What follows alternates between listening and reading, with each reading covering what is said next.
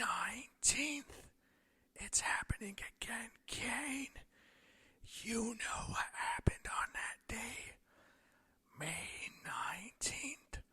It's happening again, Kane. May 19th. You can't control it. It's happening again, Kane. You can't stop it. May 19th. They're all going to know.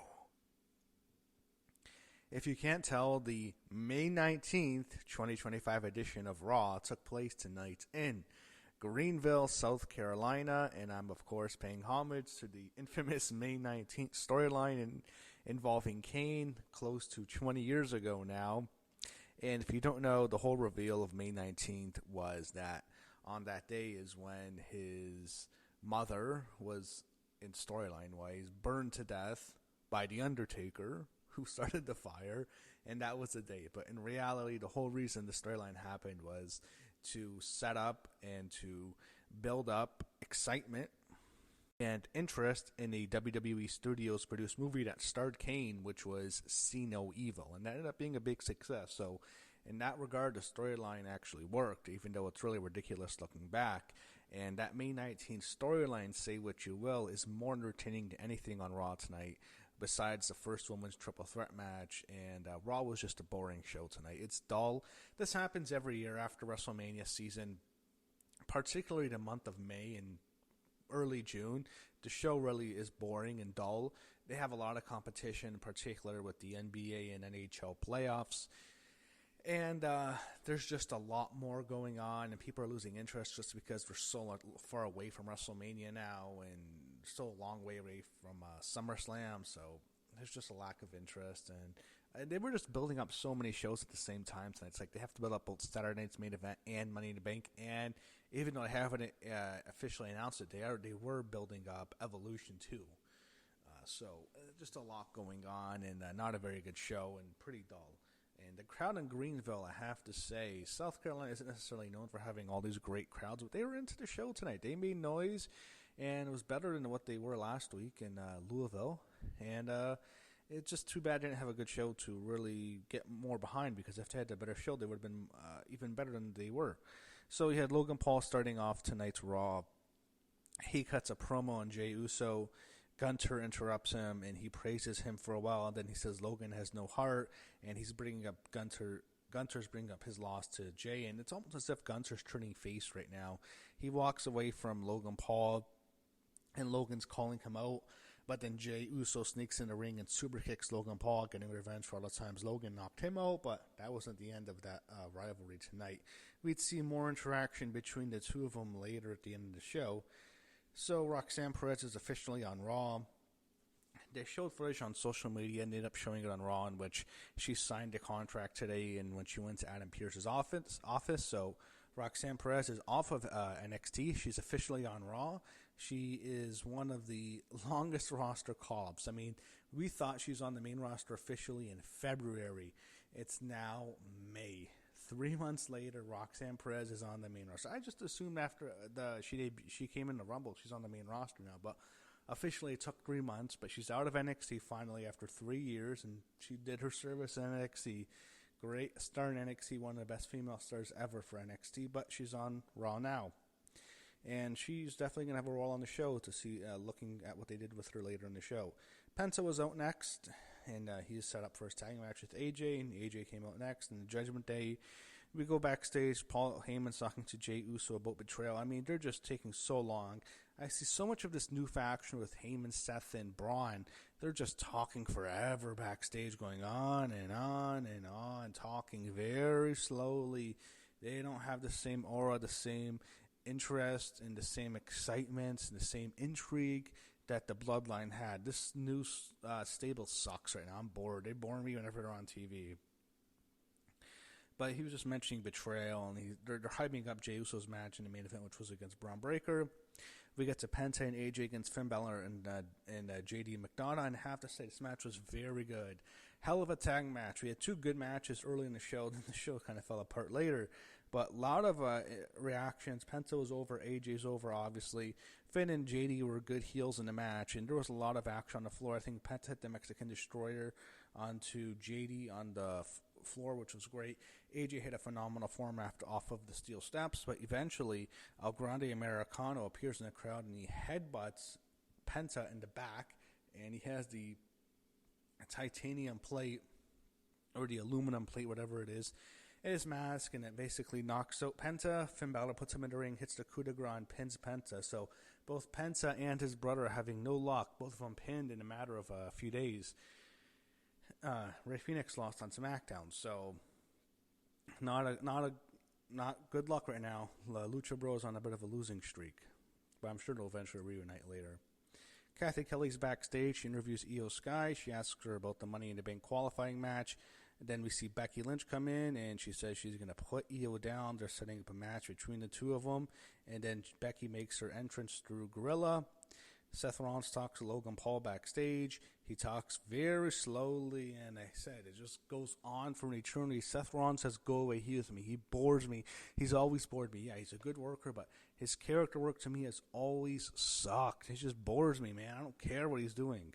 He needs someone to play off of, and he really doesn't have that right now because Logan Paul, a lot of people are indifferent to him right now. It's not like the same heat he had almost a year ago. A lot of people just don't really care as much because you don't see him as much. And Jey Uso, I don't give a shit. So we get the women's qualifying triple threat match, the first one of the two on the show. Becky Lynch against Roxanne Perez against Natalya. As I said, Becky came out first, Natalya came out next, and Roxanne came in. And fans, I have to say, I'm really happy that they were getting behind Roxanne Perez. I assumed this was going to be a pro-Becky crowd. At first, it was more pro-Becky, but as the match went on, they did a good job bringing Roxanne over. The fans really got into her, and I think she's probably the favorite to win Money in the Bank, as I predicted she would all year. Match was very good. Eventually, Lara Valkyria makes her return after being beat up by Becky at Backlash a couple weeks ago now, and she came in. She attacked Becky, pulled her out of the ring. Becky tried to get back in, and Lara pulled her back out. They brawled up the ramp. Eventually, Natalya gets hit with the Pop Rocks by Roxanne Perez. She gets pinned, and Roxanne Perez is headed to Money in the Bank. Really happy to see that. Lara Valkyria accidentally helping her old NXT rival tonight. We had Jey Uso talking to Sami Zayn backstage in the locker room, and tonight must have been the Jey Uso show. He was all over the show, and that sucks because as someone like me, if you watch my videos, I ain't no fan of the man. We had Kairi Sane warming up backstage. Then we see Zoe Stark warming up. And then we eventually see Rhea, who is, of course, the heavy favorite, getting ready for her match. Sheamus is out next. And then we go to the locker room, the office, in which we see Adam Pearce, and he's talking to Akira Tozawa with Maxine Dupree. Tozawa wants his match with Rusev. He gets it. And that's going to happen next week. Tozawa fighting for his good friend Otis, and we didn't see Rusev, and it's too bad. I think we need to see more Rusev, like in character, in person, in all these video promos. And then we have Chad Gable and Ivy now walk in, and they both want qualifying matches. And then he had the New Day walk in. Whenever I said New Day, they have just go away. He with me like, oh, I don't give a shit. I don't want to see these guys anymore. Heel turn flop. Don't care about them. Wish they would go away. We had Sheamus against Grayson Waller. Pretty decent match. Sheamus was over here. He chopped the hell out of Waller. That's what he always does. Grayson Waller tries to walk out, but Theory stopped him. And then Sheamus finishes him off with the brogue. So eventually Theory is going to turn on Grayson Waller in the year 2036. And hopefully that comes very soon. They bring up the NBA Eastern Conference Finals, as though it's going to be Tyrese Halliburton of the Indiana Pacers against Jalen Brunson of the New York Knicks. Both of them are big WWE fans. And here's the thing. I know why they promoted it. It was all over social media in which people were hyping up the finals and how WWE predicted it. And I even saw one post from a big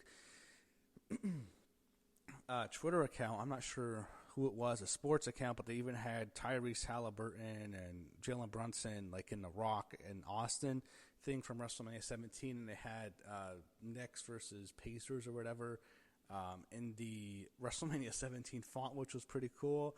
There's a lot of things on social media, but sometimes it's not real life because I think a lot of the fans just don't give a fuck about this, including myself. I don't care. It's fine. They were fans. They were both on SmackDown a year ago on June 28th. cool, whatever. I don't care about this. I don't want to see this on my TV screen. You can acknowledge it quickly. They gave a whole freaking segment to this shit. It's like, fuck, I'm so sick of this celebrity bullshit. Anyway, they bring it up, and then they have it felt like an eternity, like a 45-minute interview with Michael Cole and Pat McAfee interviewing Tyrese Halliburton. I miss when Carmelo Hayes on SmackDown before the Rumble told him like he always misses. That was actually pretty funny. I wish Carmelo can come out right now to save this shit, because this is just boring. I don't care. Fine, acknowledge it quickly. You don't need to do a whole fucking segment, WWE. Acknowledge it on your social media. Fuck. Yeah, and now they also had to hype up a million times Fanatics. W's doing with them. They have a whole bunch of stars doing autographs at Fanatics. Becky Lynch is there. Alexa Bliss is there. I'm sure she'll sell out. She always does. And there's a few other wrestlers there as well. But they promoted that a million times on the show. It's in Chicago, so they really want you to get your tickets. You had Kathy Kelly interviewing Gunter. Seth interrupts, and I don't give a fuck. I have to watch Seth again. This is like the second time. I don't want to see Seth Rollins on my TV screen. I'll watch him wrestle. He's a good wrestler. I've always enjoyed his work. I don't want to see him talk. I'm so fucking sick of it. And it's not like, well, the fans are singing his song. When he's doing the backstage thing, it's like, oh, it's dreadful. It will never end. Rhea Ripley's out next. Then comes Zoe Stark, unfortunately getting no reaction. And then, speaking of lack of reaction, Kairi Sane got somewhat of a pop. You can call it a pop. It wasn't much of a big reaction for a big return. I'm happy Kairi Sane is back. They announced on their social media that she was back, but yeah, I'm not sure they have high plans for her. It's too bad they don't have Damage Control. I wish they never cut Dakota Kai. I would have liked to see Dakota Kai and Kairi Sane as a team. And I don't want to see Kabuki Warriors. I'd like to see Asuka on her own on SmackDown or something, and I'd prefer like Kairi Sane and Dakota Kai. I wish they were still a team as Damage Control on Raw. I would have preferred that, but here's the big thing that happened here. First of all, the fans were fully behind Rhea Ripley, as we all knew they would. And when it became Rhea against Kairi in a singles match, they were really into Rhea. The big story was Zoe Stark blowing out her knee early in the match. So she's doing that springboard dropkick. And remember that one time she just crushed Dakota Kai, and she gave her a concussion a couple of months ago, or a few months ago, on Raw? That was just brutal to watch. She did that again, and she's not going to do it to Kairi is hard, but she's doing that dropkick, and Kairi's too far across the ring, and I'm thinking, like, she just did it too soon, or maybe Kairi was late, or Zoe went too fast. She does the missile dropkick, and her knee just, you can see it. I have a screenshot that I posted on my Twitter. It's gone. She blew her knee. Oh, she is done. We're not going to see her for a very long time if you ever see her again. She tore that ACL. I just hope that's it. I hope she didn't blow everything go like Charlotte did a year and a half ago when Charlotte just destroyed her knee. This is a very gruesome injury for Zoe Stark. Not going to see her around for a while. It was brutal. It was nasty. Oh, man. It's May right now. Best case scenario for her, I would think, is, I don't know if maybe after next year's Mania. That was a brutal injury for Zoe Stark. It was bad. The fans started cheering her because they knew how bad it looked, and she's eventually carried away by the doctor. But man, so then became Rhea against Kairi, and Rhea eventually won with the Riptide. So I'm sure all the people saying Rhea Hogan on Twitter are going to be thrilled. But Zoe Stark, I think, was for sure getting pinned in this match. I think she was just there to take the fall, but Kairi Sane had to take the fall because Zoe went out, and it's too bad because I don't think they wanted to beat Kairi in her match back. But Rhea, I think, was always going to Money in the Bank. They preview next week's show in Tampa. We get another Rusev video promo, which is just too much now. We just want to see him kill people on Raw. It's too many video promos. Then we had Jey Uso and Braun Breaker. We saw them both backstage heading to the ring. New Day came out the break. Who gives a shit? No one gives a shit about those tag belts. Raw tag division absolutely sucks. SmackDown tag division's awesome. They should get the belts off the New Day immediately. No one gives a shit about them. Judgment Day's backstage, and then Finn Balor invites Roxanne Perez to the group. Really happy to see her, and this is a good spot for Roxanne. Raquel Rodriguez, however, does not want her there, and Roxanne gives them presents. She gave Finn, I think it was chicken tenders or some sort of chicken thing. that he likes, and then she gave Carlito an apple, which was funny, but Raquel just throws down the apple, and she does not want Roxanne there. Raquel kicked her out. She is mad, and she told Finn she's going to tell Liv about this, and I think Liv's back next week.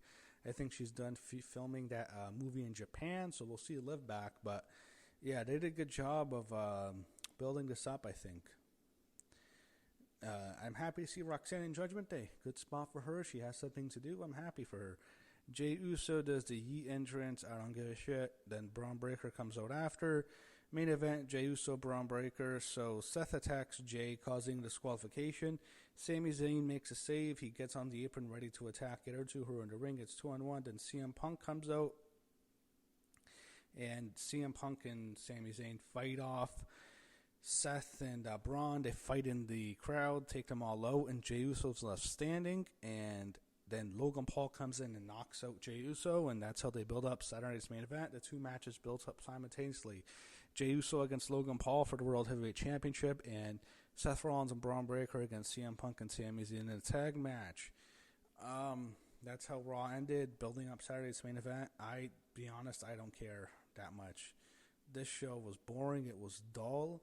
There was, I liked tag match, and I liked the first women's triple threat match that had Roxanne winning. Other than that, I didn't care about the show. The Rhea Kyrie thing, that was unfortunate. What happened with Zoe Stark, but that match just didn't deliver. There was just so much on the show I just didn't like. It was boring. I had to see so much of Seth Rollins, and I don't care about this feud. So much of the same stuff. It just felt like they're just building up. It just felt like they're just copying and pasting what they did last week. I'm not into this, and I know it's May. It's the worst month of the year. It's after WrestleMania. It's still a while before SummerSlam. And we're still a few weeks out from Money in the Bank, to be honest. So I get they didn't necessarily take everything too seriously yet.